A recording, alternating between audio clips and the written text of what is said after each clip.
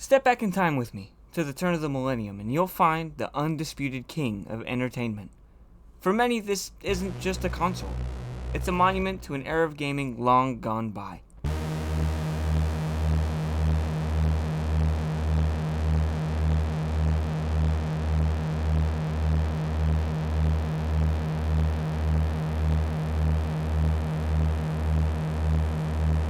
Launched in the year 2000, this sleek black monolith from Sony didn't just break sales records, it redefined what a home console could be. Its immense library of games, a staggering collection that offered something for virtually every taste, wasn't just some happy accident. It was the result of deliberate strategy and a passionate community of developers pushing the boundaries of what was ever thought to be possible. This is the PlayStation 2.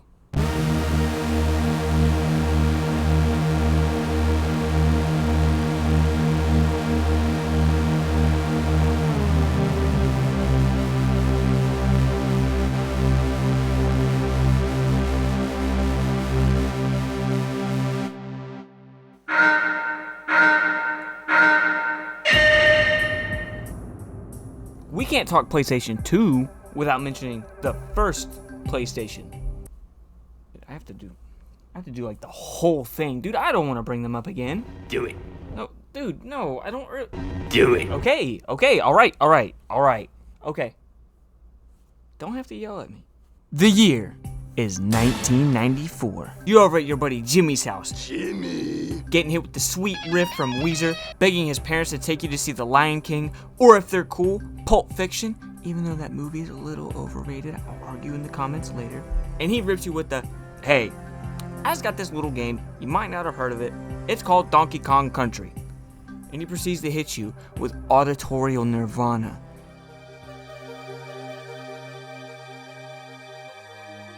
As the sweet bliss of bleeps and bloops open your eyes to your mortality as you come to peace within yourself.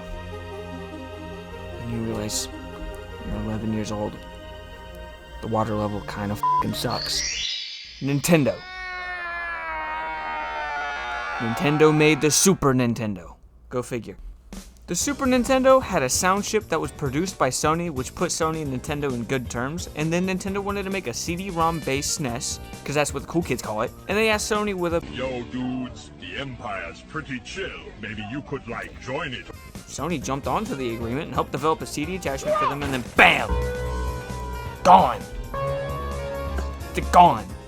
Imagine going to prom with the rich kid and then halfway through the night you're left stag because pretty boy Brad went to finish the night with that one weird kid in the back of the class he didn't even know existed. Now we hate you, Brad. F*** you, Brad. Come on, Brad. So with Sony feeling that heartbreak from Nintendo, my bad, and the pettiness to one them up, they hit the kitchen and made a diabolical move. They developed their own console. And we know the Philips CDI, and if you don't... Lamp oil, rope, bombs, you want it? It's yours, my friend. Stop! Rumors of a successor began in 1997, with Ken Kutaragi coming out in 1999 to unveil the PlayStation 2, powered by the Emotion Engine to bring lifelike graphics to the household.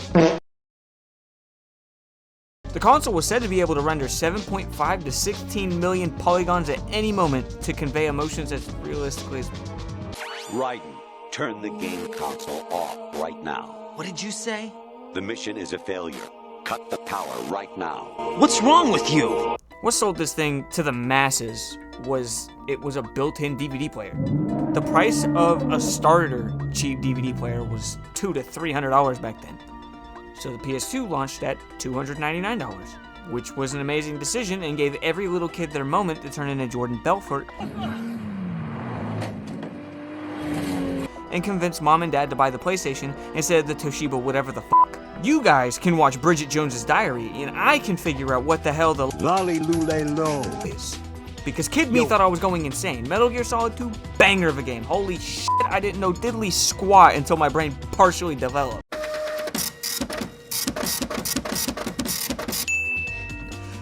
But I mean, we can't talk about just Metal Gear. We have to talk about the entire library.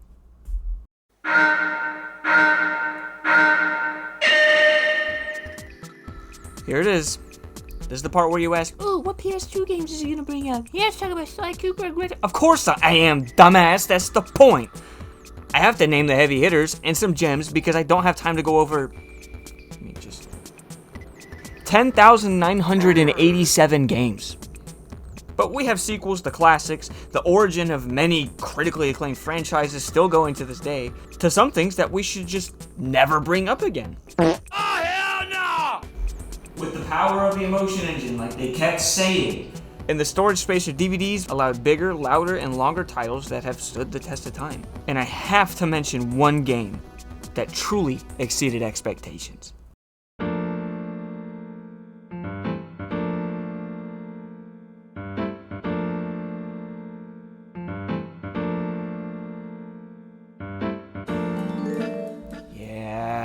You know I had to talk about it. Grand Theft Auto and PlayStation 2 just go hand in hand. When you go from all the way to... Hey, Lo, hold up. Jeffrey, you got the wrong idea, man. That was just a prison thing. I got plenty of muchachas on the outside. I don't need your scrawny ass. Man, ignore him. CJ, I don't know what he talking about. A full, seamless, explorable 3D environment. There was no ends to the world.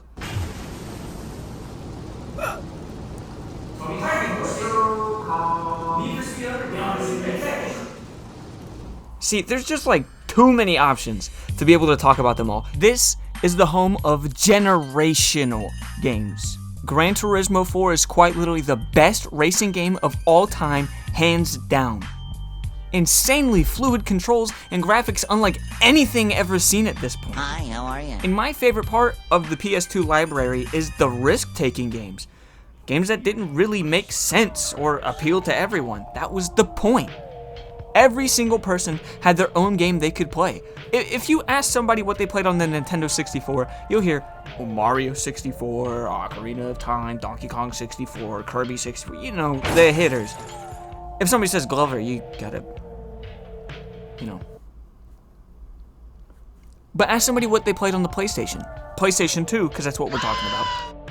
I named some earlier, but it feels so tailor-made to every person who played on here. You had survival horror, open world fantasy RPGs, first-person shooters, Mr. Mosquito, platformers, sandboxes, Mr. Mosquito, real-time strategy, racing, Mr. Mosquito, and each genre has its own subgenre, and I'm not going into that. This isn't some Christopher Nolan movie. This is a fucking YouTube video made by some guy who just loves video games. I mean, just about every game made on here either has a remake, remaster, or someone clamoring the devs to make a Crazy Frog Racing remake. I got news for you. I don't think the world is ready for that yet. But what about the controller? The DualShock 2? This thing's sick, man. It's got pressure-sensitive buttons on it, so you could play Gran Turismo and press the button a little harder to go faster, or just press it lightly if you don't want to go...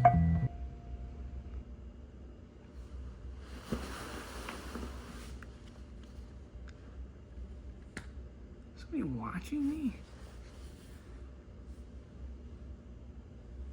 I mean, yeah, but...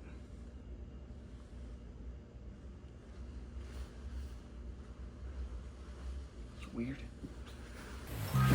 Anyway, talked enough about controllers. Well, what else? How do you save? How do you save your game on here? You have, memory cards. The memory card. You didn't have a hard drive back then. It was weird. You had these cards just to plug into the top of the controller port, and that's where you would save your data. You had other colors that you could get. And we're not talking about that. I'm not talking about memory cards? No, we're not talking about that. Nobody cares about memory cards. Why would anybody care about where you're putting your saved game? That's common knowledge. What does it mean to you? Everything. This is my video. And you knew that going in. So you knew some bias was coming along. And here it is. Here's that bias. I love the PlayStation 2. Oh, sorry. This is the third part. We have to have the third part play. Here you go.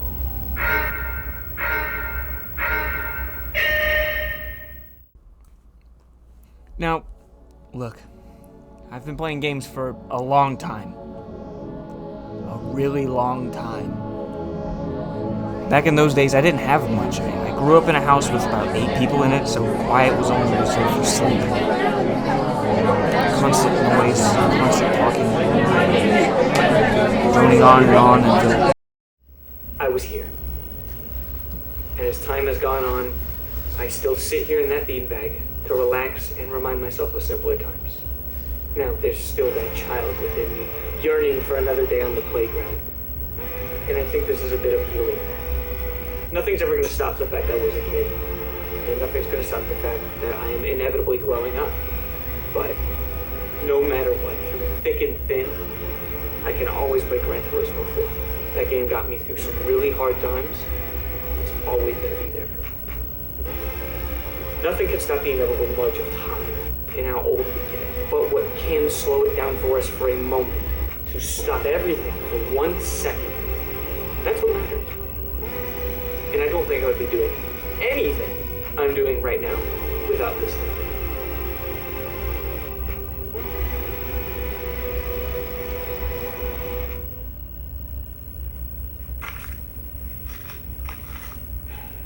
I wasn't talking about games. I mean, come on, the TV still. Hold on.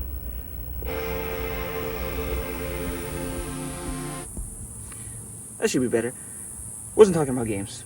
Could talk about that any other time. All the time, actually. I mean everything.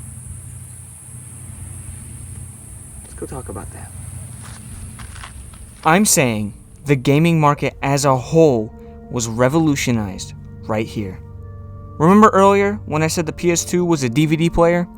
Cool. Consoles have become some sort of entertainment hub now. Not just for video games. With Blu-ray players and streaming services at a press of a button, these have become necessities now. And with the games, so many masterpieces here, gameplay was finely tuned to be completely flawless, and the standards have held all the way to today.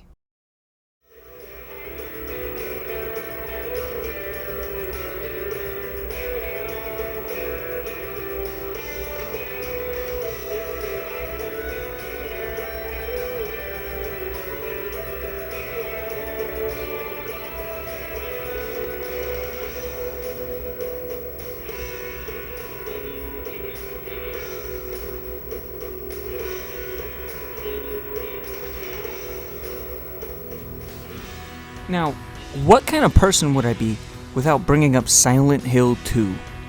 You want to talk about masterpieces on the PlayStation 2? This is like the first one they throw at you. And I get it, man.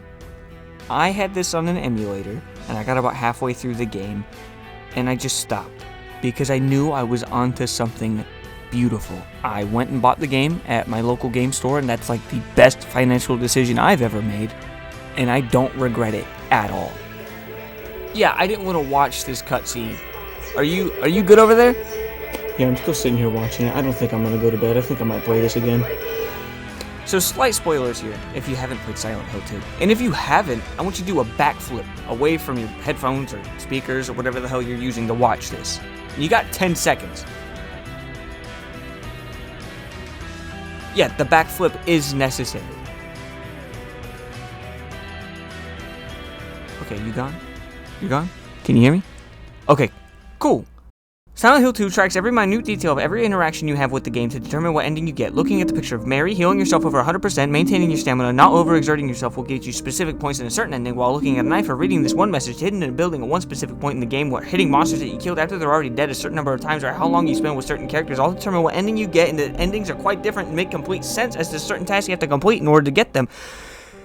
And it's things like that, where you see the passion poured into every inch of a game, is where I just love spending my time on the PS2. It feels like every game is made with the intention of a time investment, not a financial one.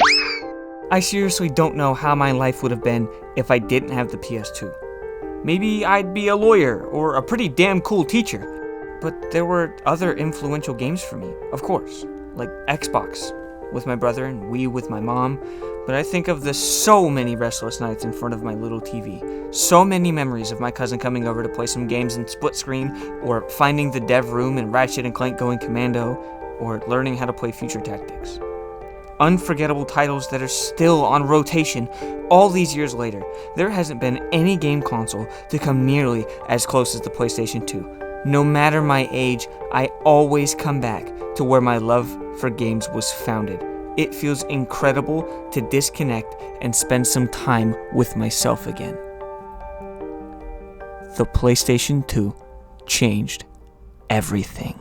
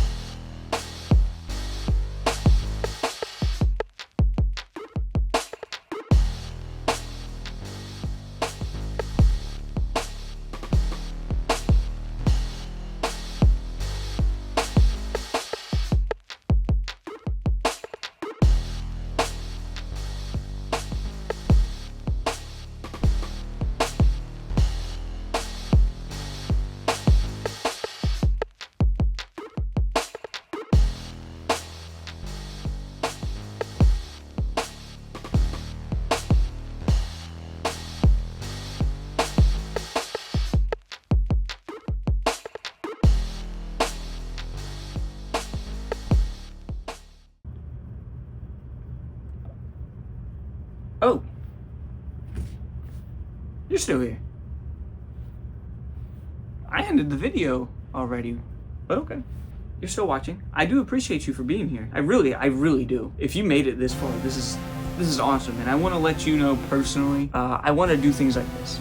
I want to take more time for projects that are going to take more out of me and push me to my limits and show what I can really do versus the videos I was doing before. The shorts and the TikTok content, that's really fun to do. This was awesome. I want to fill you in on a secret. This is a dream I've had for times. I've had this dream for about 13 years. Since I was, oh my god, a child, small child, man. So seeing you guys receive this so positively just means the world. I'm at 288 subs. I'm very happy with where I am right now. I'm not gonna have like any goals or anything to push onto you guys, but this video took me a while.